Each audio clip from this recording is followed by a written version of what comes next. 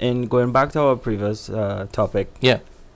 I mentioned Ashley from Salem, right? Yeah. Well, she turns out she was married. She is married Mm-hmm. to one of the co-stars. Right. And I found that interesting. That they'll be married. So, but then you have actresses like Kate Beckinsale, who is married to this producer. Is she married? No, she's not the one married to Paul Thomas Anderson. She's married to Len Wiseman. Len Wiseman. Yeah. Right. Like So, he did all the Underworld movies. He did all the Underworld and Die movies. Hard and all that. Right. Yeah. And I don't know how I feel about that, because when, What do you mean? Like you marrying somebody within the industry? Well, an actress, particularly a very well established actress. Well, Paul Thomas Anderson. Paul Anderson. I don't want to confuse you too. Mm-hmm. Who does all the Resident Evil movies? He's married to Mila Jovovich. Right, but that's different. A producer, actor, that's a little different. I'm talking about actors who marry actors. Like, we have all we've seen so much disasters. I have a like thought- Tom Cruise, I have a thought on that. Brangelina. I have a thought on that. It's interesting that you say something like that, because on a much smaller scale, I've experienced something like that. Not in terms of reaching to the level of marriage or whatever, but there is something, and I'm still exploring it, to believing the make-believe world that you're creating in this film business that we do. I'm going to speak about myself. I'm going to speak for anyone else, because there are successful marriages between actors and actor-director, all that stuff. So there are those general cases. But I guess I'm going to speak for myself and speak for what might be an anomaly. There was a time when I was working on a film, and I cast an actress, and we were working on the film, getting stuff ready and all that. And I am not going to put this on her at all. I'm gonna say and take the position that I misread the signals. I'm gonna take that position. I misread all the signals, and reading signals is a whole other podcast. that's a whole thing we should talk about. But I misread all the signals and misunderstood the nature of whatever the type of attraction was there. Mm-hmm. And the film didn't happen, but not because of that. It happened. It sort of fell through because of other reasons. And yet, even though I say that I misread all the signals or whatever, even though there were certain indications that there was something there, some sort of attraction or whatever, because we were working together, I just felt, number one, I felt it was kind of creepy for me to even pursue, even though they were wrong signals or whatever. I stopped myself from even thinking about it while we were working, because I just felt it was creepy to continue thinking like that when we were working, because not that the film was important or whatever, but we sort of established a relationship based on the film, the business of that film. And I did not want to let myself get carried away by the nature of the business, which is, we're not working in an office. We're doing something where we create an art, and everyone's emotions are being used to create this art, including my own.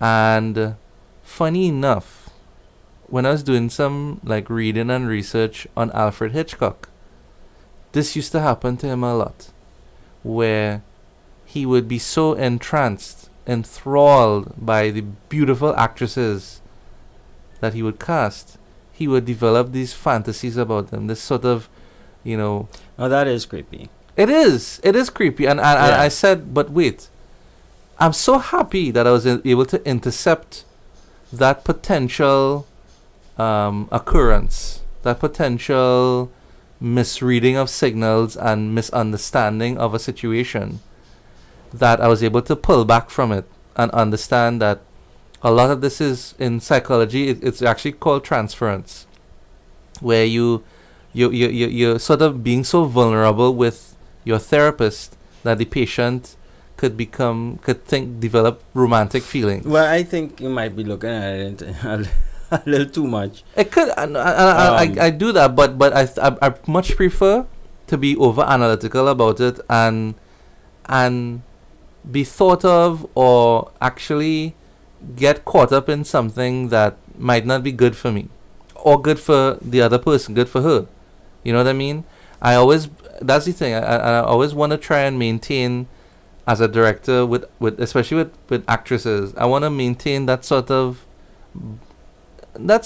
distance, especially if we're working together, because I didn't cast you because I wanted to get something from you that is not pertaining to the film. I cast you because I think you're right for the part, and especially that you will be strong enough to work with me and work throughout this whole situation. Well, that is something that as professionals you have to deal with. But then again, you can't choose who you fall in love with. Agreed on that too. No, and I personally would want to not marry an actress, especially a big actress, because it's just something that I think is better not to happen, because I would like to experiment with the more traditional marriage situation.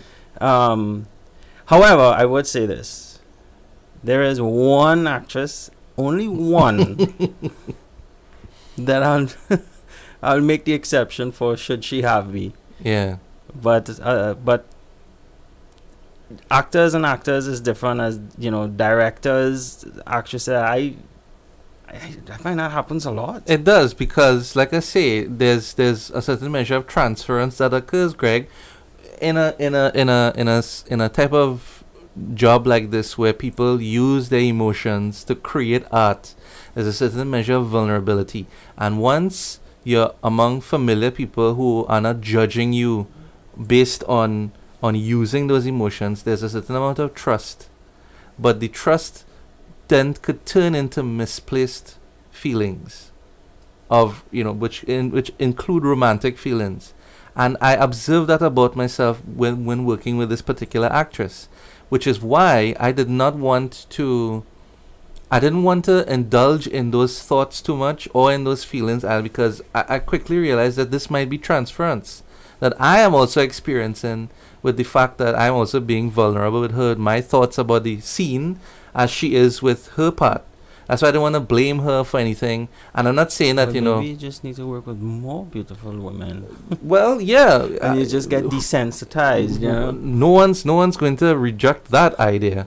But you have to be so careful, because I treat this profession with a lot of respect. It's very, very precious to me, and I don't ever want to blur those lines. Because I'm gonna have to count on the people with whom I cast, especially actresses, to do the kind of things that I need for a scene, the kind of performance I want. I don't want to cheapen that by anything else. And I'm not trying to talk from some soapbox here, because we're talking about the real world versus this dream world that we sort of creating.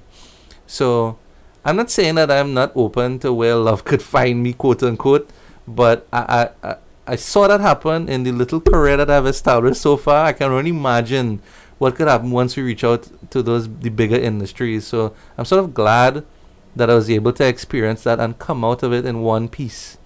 You know what I mean? Instead of getting into the wrong relationship. Because what if those feelings weren't misplaced? Well, and that's the next thing I look at. The worst thing that could happen to an actress is that she comes on set and there's some creepy producer or some creepy exactly director. And to me, I hate that thought. It is really kind of gross. and I don't like that. I don't want to be thought of that as well, you know. So, like I say, I'm glad of the way things turned out because it really taught me a lot and gave me more experience to continue being as professional as I can be. You know, but still, hey, of course I want to work with a lot more beautiful women. Please, who doesn't? Hey guys, thanks for watching. And if you like this video and you want to see more, be sure to subscribe to my YouTube channel. Follow me on Facebook, Twitter, Instagram, and SoundCloud. And check out my film series, available on Vimeo On Demand. Links are in the description. Thanks for stopping by.